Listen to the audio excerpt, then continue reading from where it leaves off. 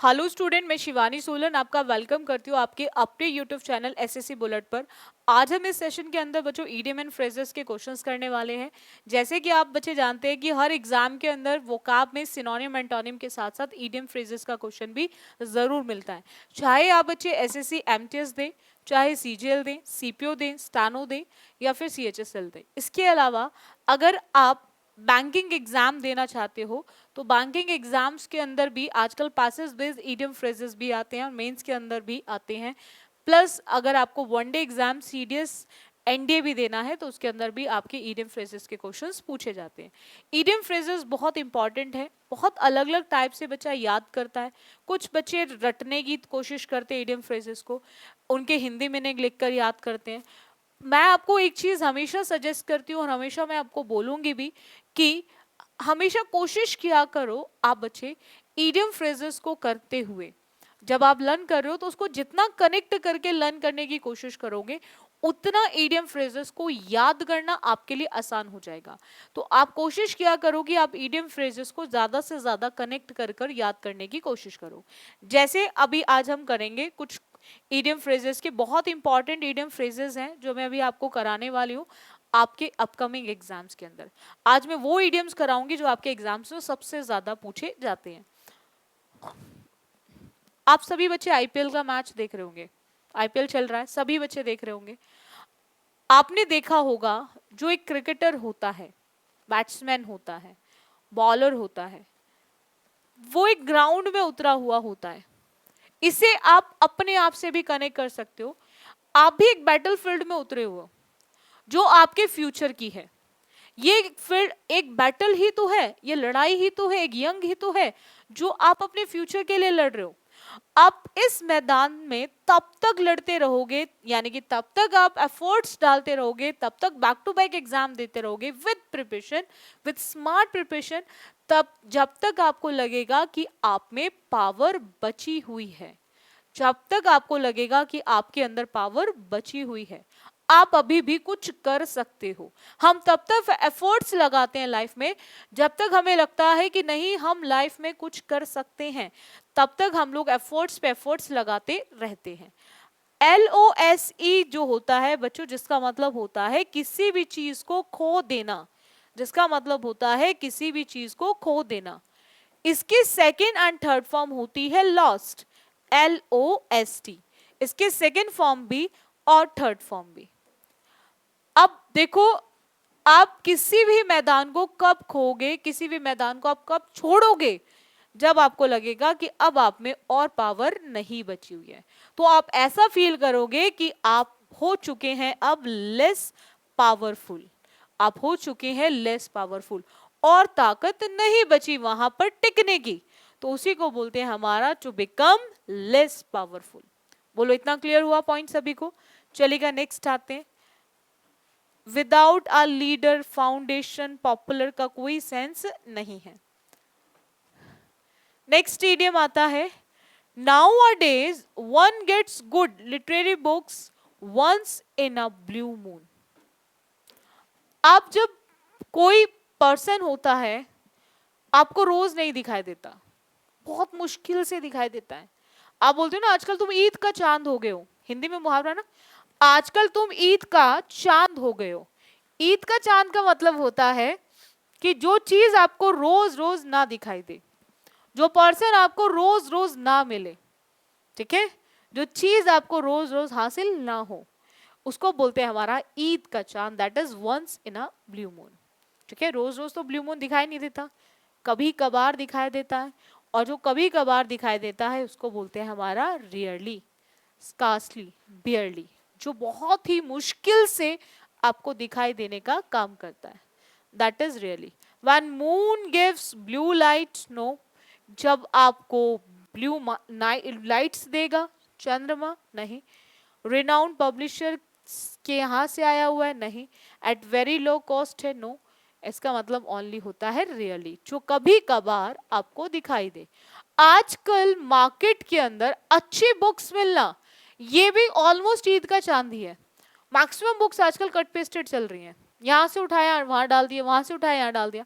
तो वही यहाँ पे बोला हुआ है कि आजकल अच्छी बुक्स का मिलना भी ईद का चांद हो गया है मार्केट के अंदर। ठीक है, चलेगा नेक्स्ट आते हैं। Fall flat. फ्लैट समझते हो, बिल्कुल सीधा।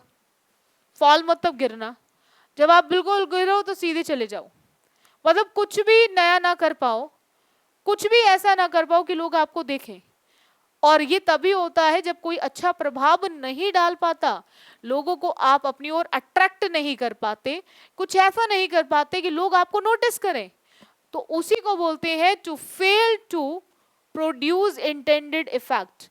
जब आप फेल हो जाए कुछ अच्छा प्रभाव डालने में, इफेक्ट का मतलब होता है प्रभाव, इफेक्ट का मतलब होता है आपका प्रभाव। जब आप अच्छा प्रभाव डालने में फेल हो जाए उसको बोलते हैं to fail to produce intended effect. To fail maintain, maintain करने में फेल होना। To fail to realize, to fail to stand, तो उसका मतलब होगा to fail to produce intended effect. जब आप अच्छा प्रभाव डालने में फेल हो जाते हैं उसको बोलते हैं हमारा फॉल फ्लैट। चलिएगा नेक्स्ट आते हैं। If he does not perform his duties properly, I will send him packing, said the manager. अगर उसने अपनी ड्यूटीज को, अपने कर्तव्य को, अपने काम को अच्छे से नहीं किया तो मैं उसकी क्या करा दूंगा, पैकिंग के लिए उसको भेज दूंगा। अब देखो यहां पर क्या पॉइंट आता है कि यहां पर send him to packing department. जरूरी है कि हर उसमें पैकिंग डिपार्टमेंट हो, तो यहां पर कोई सेंस है नहीं। वही चीज वार्निंग है, वही चीज आपकी नोटिस है। किसी को वार्न कर रहे हो, नोटिस दे रहे हो, कहीं ना कहीं नोटिस में भी आप उसको वार्न कर रहे हो, भाई अगर अब की बार काम नहीं हुआ। हम किसी का पैकअप तभी कराते हैं जब हमें उसको वहां से हटाना होता है। हम किसी भी पर्सन का पैकअप तभी कराते हैं जब हमें उस पर्सन को वहां से हटाना होता है, और हटाना मतलब उसको वहां से टर्मिनेट करना। तो यहां पर सेंड हिम पैकिंग का मतलब होता है टर्मिनेट हिज सर्विसेज। सो यहां पर इसीलिए हमारा आंसर ऑप्शन डी होगा। जब आपको उसको वहां से टर्मिनेट करना है, that is terminate his services, उसको हटाने का काम करना है। नेक्स्ट आते हैं। When I entered the house, everything was at sixes and sevens. जैसे ही मैंने प्रवेश किया हाउस में, मुझे सारी चीजें तितर वितर दिखाई दी। सिक्सेस एंड सेवन समझते हो, आपके बैट्समैन खेलते हैं, बहुत अच्छा परफॉर्म कर रहे होते हैं, 4-6 मार रहे होते हैं, हमें नहीं समझ आता कि अब मैच किस तरफ जा रहा है, कौन विनर बनेगा और कौन लूजर बनेगा। इट मींस वहां पर चीजें जो है, जो एक सीक्वेंस में चल रही थी, जो एक ऑर्डर में चल रही थी, एक चीज क्लियर कर रही थी, अब वो ऑर्डर से हटके डिसऑर्डर में आ गई है। उसी को बोलते हैं हमारा एट सिक्सेस एंड सेवंस। जब चीजें आपकी एक सीक्वेंस में ना आके एक जम्बल्ड वे में आ जाए, यानी कि एक हैप्पैजार्ड वे में आते, क्योटिक वे में आ जाए, दैट इज इन डिसऑर्डर और कंफ्यूजन। जब आपको चीज क्या कर दे, पूरी तरह से कंफ्यूज कर दे, आपको ऑर्डर से हटा दे, तो उसी को बोलते हैं हमारा इन डिसऑर्डर और confusion. A quarrel among 6 or 7 peoples, no. To have 6 or 7 visitors at a time, no. An unpleasant argument, जो आपको खुशी ना दे ऐसा आर्ग्यूमेंट, जो आपको बहुत परेशान करे, वो भी नहीं होगा। इसका मतलब सिंपल आपके ऑर्डर से होता है, जो ऑर्डर डिसऑर्डर बन जाता है। चलिएगा नेक्स्ट आते हैं। टू ब्रेक द आइज, तोड़ना। ब्रेक मतलब होता है तोड़ना। ब्रेक की सेकेंड फॉर्म होती है ब्रॉक और थर्ड फॉर्म होती है ब्रोकन।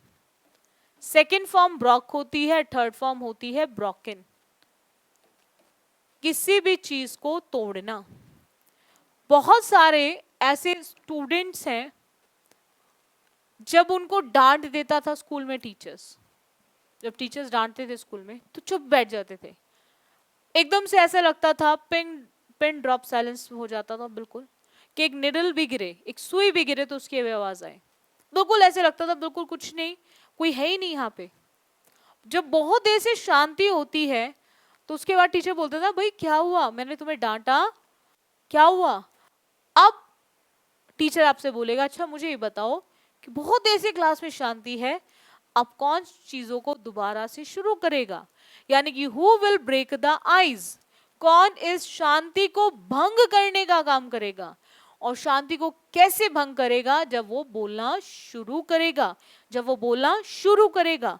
तो बोलना शुरू करेगा तो वहां पर लड़ने की बात नहीं है, स्नो का केस नहीं है, रिवाइव ओल्ड एनमिटी नहीं है, दुश्मनी को आप उसकी बात नहीं कर रहे हो, दुश्मनी की। कमेंस का मतलब होता है स्टार्ट करना किसी भी चीज को, और क्या स्टार्ट करना, इंट्रैक्शन यानी कि कन्वर्सेशन। तो यही होता है ब्रेक द आइस, चुप्पी तोड़ना। और चुप्पी तोड़ने के लिए आपको कहीं ना कहीं बातें करना शुरू करना पड़ेगा, बातें करना शुरू करना पड़ेगा, यानी कि आपको कन्वर्सेशन को शुरू करना पड़ेगा, तो उसी को बोलते हैं ब्रेक द आइस। नेक्स्ट आते हैं बच्चों, एट अ लॉस। देखो लाइफ में जब हमें लॉस पे लॉस होता है, हमें लाइफ में पता ही नहीं है प्रॉफिट कब हो रहा है, सिर्फ लॉस पे लॉस हो रहा है। जब इंसान को लाइफ में लॉस पे लॉस होता है, बहुत बार ऐसा हो जाता है, हम कुछ भी करते हैं उसी में घाटा, कुछ भी करते हैं उसी में घाटा, हम सोचते हैं कुछ एक नया करके देखे, फिर हमें लॉस होता है। तो ऐसे केस में इंसान इतनी पूरी तरह से डिमोटिवेट हो जाता है, पूरी तरह से टूट जाता है, अब उसको नहीं समझ आता कि वो लाइफ में करे तो करे क्या। उस समय उसको समझ नहीं आता कि वो लाइफ में करे तो करे क्या। तो वो केस होता है at a loss, when you are, when I am, when he is, when she is unable to do anything।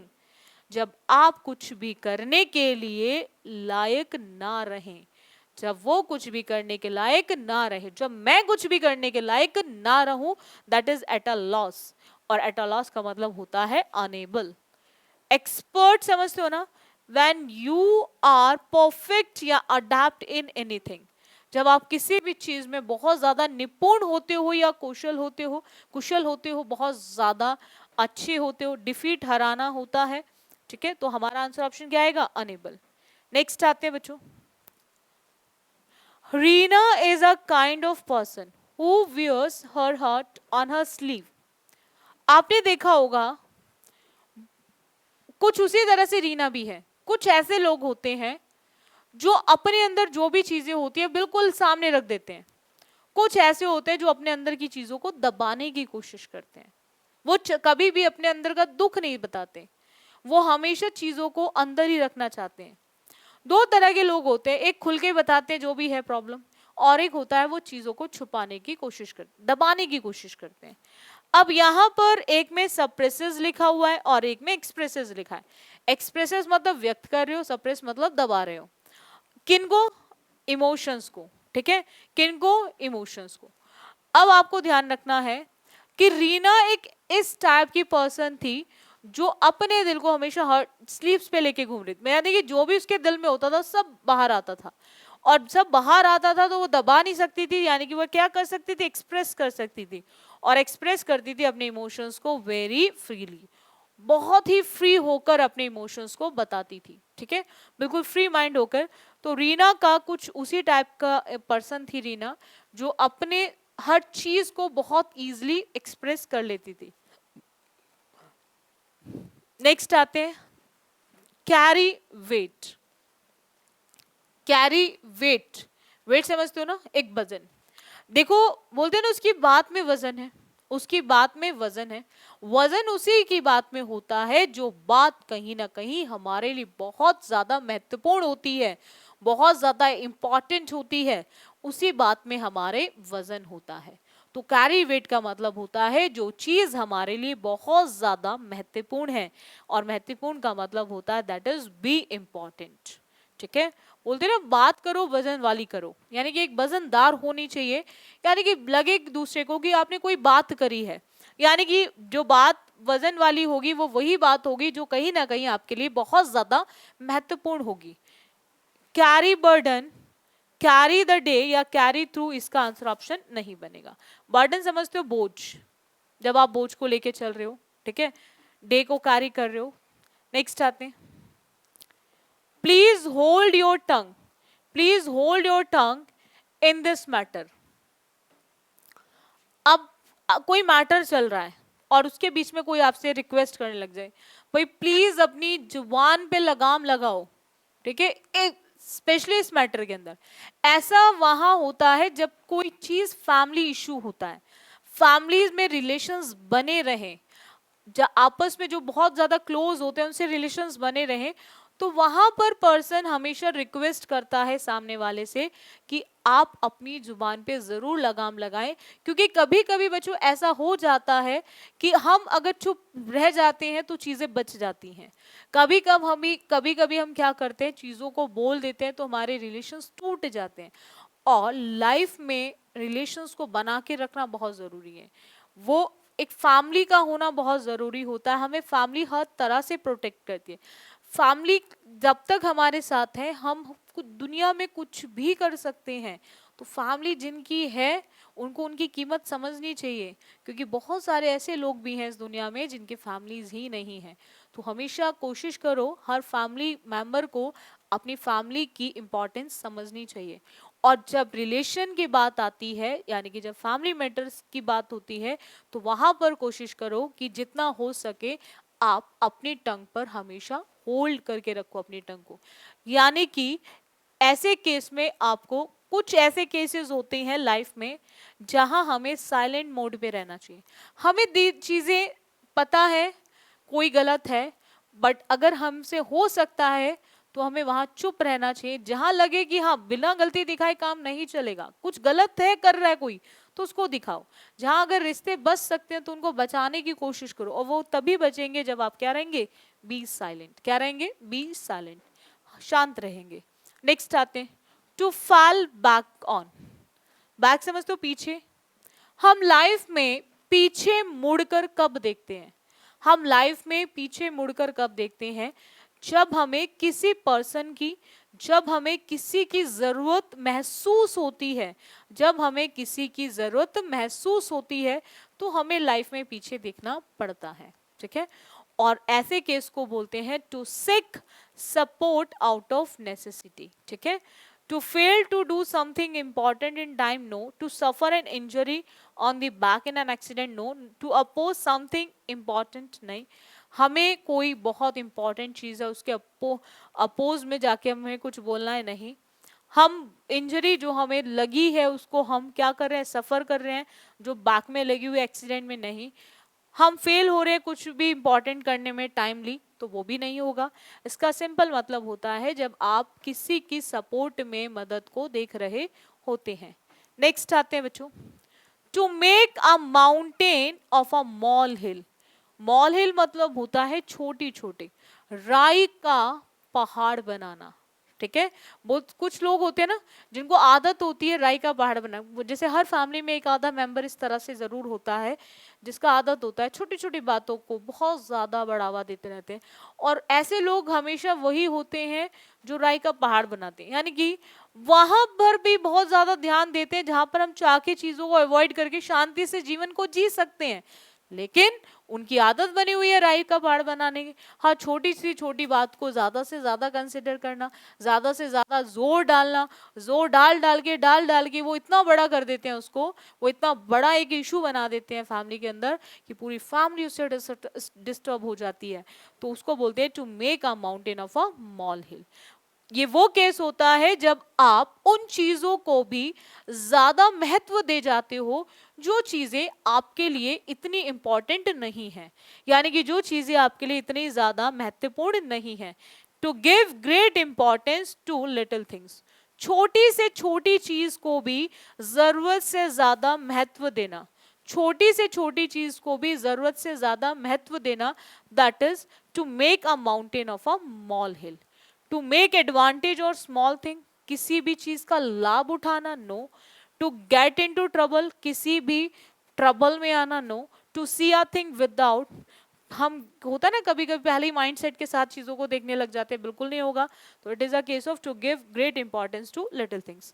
I hope आपको हर एक ईडियम जरूर क्लियर हो गया होगा और डेली बेसिस पे आप एसएससी बुलेट पे क्लासेस लेना ना भूलें।